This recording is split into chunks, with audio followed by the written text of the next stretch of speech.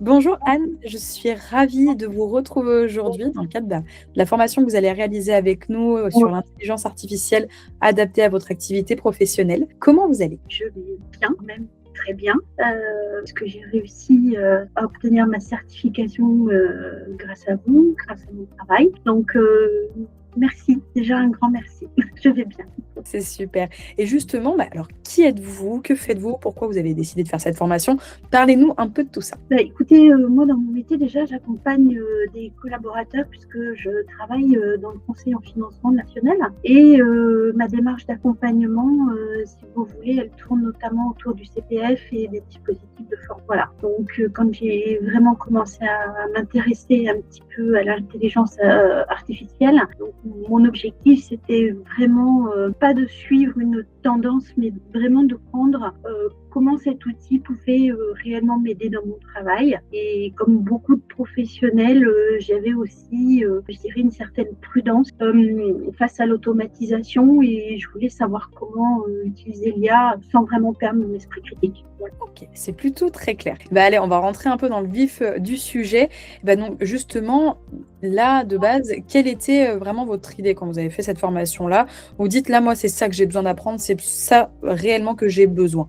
Mais disons qu'avant de rejoindre la formation Anaya, moi, mon ambition avec l'IA, elle était assez claire. L'objectif, c'était de comprendre comment l'utiliser comme un outil professionnel qui soit assurant et pas simplement, je dirais, comme une curiosité technologique. C'est vrai que dans mon métier, on produit beaucoup d'écrits, des mails d'accompagnement, des explications réglementaires, des analyses de situation. Et l'objectif, ce que je voulais donc, c'était voir comment l'IA pouvait m'aider à gagner en efficacité tout en améliorant vraiment la clarté de mes messages. Voilà. C'est plutôt clair. Ok. Et à ce moment-là, c'était quoi vraiment le blocage réel principal que vous aviez dans l'IA, vraiment la chose la plus grosse où vous aviez du mal à avancer, vous avez dit non mais là, oui, il faut que je parte sur la formation. Vraiment au départ, je vais être transparente, j'avais une certaine appréhension vis-à-vis de l'IA, pas un rejet, mais plutôt, voilà, comme j'ai dit, une forme de prudence.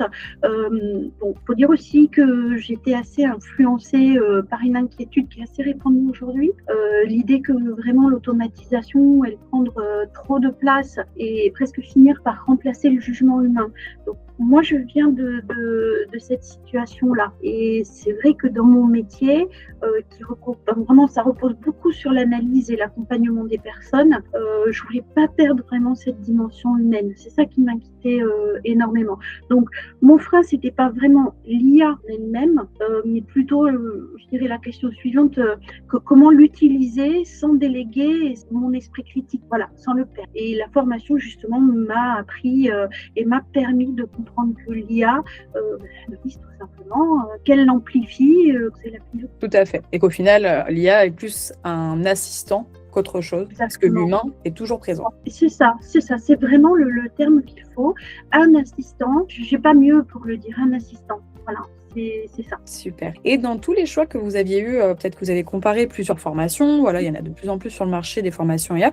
Pourquoi vous êtes justement arrêté sur la formation spécifique avec nous, avec Anaya? Et en fait, quand je suis allée me renseigner sur les différentes offres formation du CPF que j'ai mobilisées pour la formation, plutôt l'approche très pédagogique qui a retenu mon attention. C'est vrai que la formation, elle ne se limitait pas à découvrir des outils. Je trouvais qu'elle expliquait comment réagir avec l'IA, comment formuler ses demandes, et garder une posture critique vraiment face aux réponses. Et moi, c'était ça aussi mon besoin, c'est-à-dire de définir un cadre vraiment sérieux pour monter en compétences, mais pas juste basé sur des surtout la formation, elle m'a permis de relier vraiment l'IA à mes usages professionnellement de façon et ce qui était vraiment essentiel pour moi. Et j'ai vu ça au travers de votre formation sur mon CPF. Voilà. Ok, très bien. Et par rapport justement à l'accompagnement, est-ce qu'il y a un moment donné où il y a des choses qui ont fait une différence pour vous, quelque chose qui a débloqué par rapport à votre accompagnement que vous avez eu,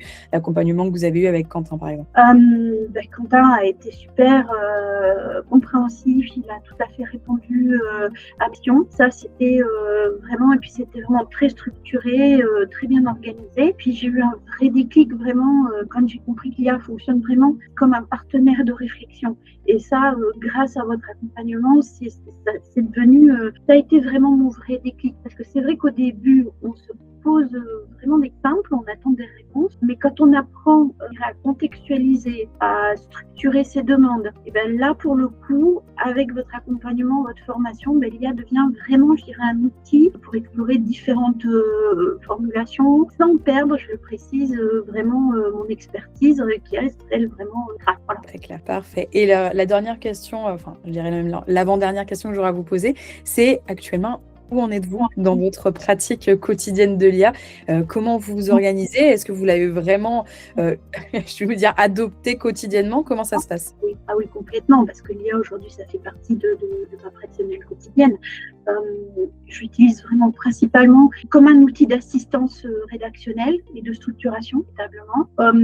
Par exemple, pour clarifier un message complexe, c'est vrai que dans mon métier, on a certaines situations de financement qui peuvent être difficiles à hacker. Bon, ben là, concrètement, l'IA va m'aider à structurer mes explications pour que mes mails vraiment soient plus clairs et plus pédagogiques. Donc, du coup, ça me permet d'avoir des collaborateurs qui vont mieux comprendre leur situation et les échanges vont forcément être fluidifiés. Donc, ça me permet aussi de structurer mes propres réflexions.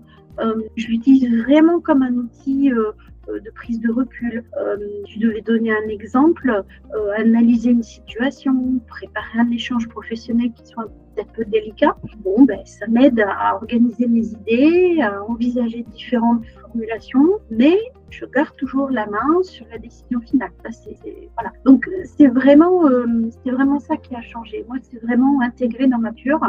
Je ne vois plus vraiment l'IA comme un outil qui m'intimide très clairement, mais plus comme un levier que je pilote. Donc, voilà. Super, c'est un vrai allié, c'est ça qu'on aime entendre, c'est génial.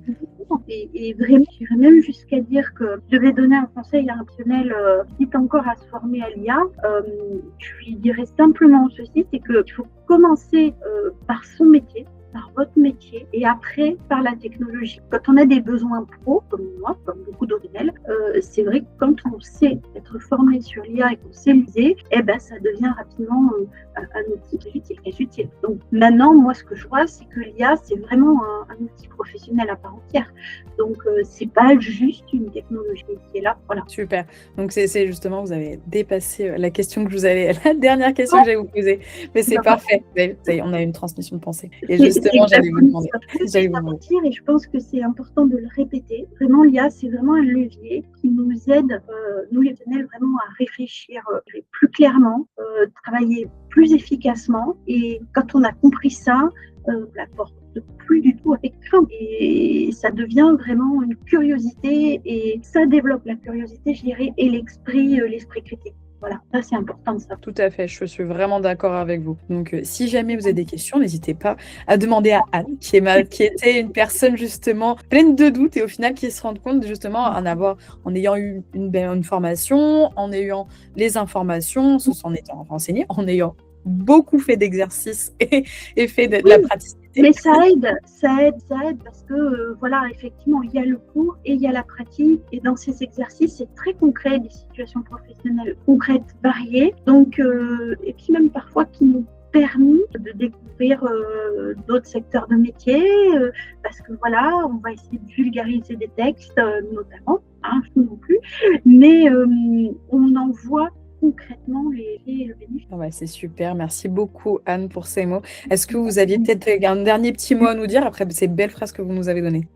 Non, je pense que je resterai sur cette phrase-là. Et puis, quoi qu'il arrive, c'est là. Bien d'accord avec vous, formez-vous, c'est très important. Et surtout, ça nous amène justement à être plus efficace au travail, être dans l'air du temps aussi. On se rappelle qu'il y a quelques années, Google est arrivé, il y avait beaucoup de réflexions dessus. Regardez, on est sur une autre ère et l'adaptation est la clé. Et c'est ce qui révèle après les profils. C'est ça, et je pense que c'est véritablement faire preuve d'agilité que d'aller au-devant de ces outils-là, parce que de toute façon, s'ils ne le sont pas déjà, ils vont devenir intenables. Aujourd'hui, on ne se passerait plus d'un outil bureautique, un copier, faire une présentation visuelle. On a l'IA, mais l'IA va venir nous aider au travers des outils bureautiques. Donc voilà, il y a eu, j'ai regardé ça, j'ai eu cette comparaison il y a quelque temps de ça avec un western. On a eu les calèches qui faisaient les trajets, puis un jour on a eu le train. Moi je recommande le train. C'est bien le cheval, mais c'est vrai que le train va un peu plus vite. C'est ça, ça fait partie de ces événements de modernisation qu'il faut savoir utiliser à bon escient. Voilà, vous ne trompez pas de gare, prenez le bon train et je pense que vous irez. C'est super, un très beau mot de la fin. Merci beaucoup, Anne.